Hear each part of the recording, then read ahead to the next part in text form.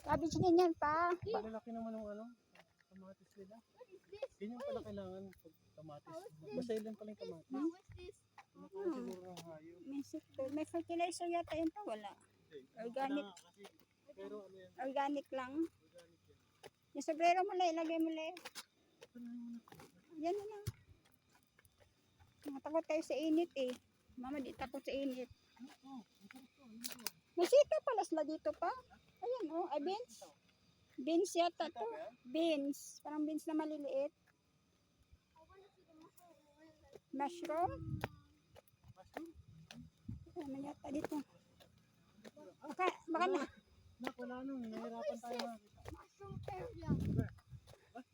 Yeah, let's look at it. How the mushroom grow? This is a mushroom area. Baka doon.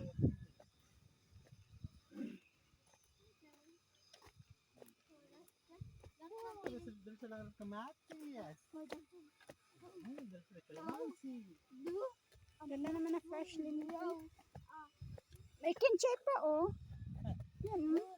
Malaki-laki ng kinchay. So maganda magtanim doon kasi spur. Pag natapos yung construction pa no. Ha? Pa, tingnan mo, laki ng kapapaya. Off limits nun.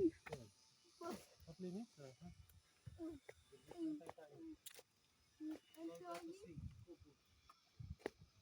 So, bumili lang dyan pa, mga employees lang, hindi pwede. Baka di pa nag-grow mushroom na. Pa, ito yung nahanap ko ba na masarap sa salad? Yan, oh. Ito, herbavina. Masarap yun sa salad. Pati ito, thyme. Thyme ba yan? Thyme. Firstly, oh. Tanungin mo si kuya. Kaya saan dito ng gulay? Ataas. Salamat po kuya.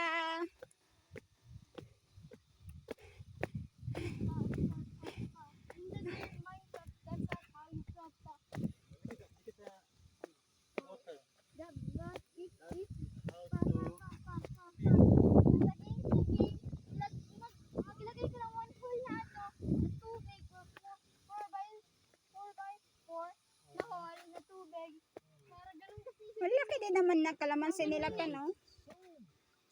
Large cabbage. So that's how the cabbage is.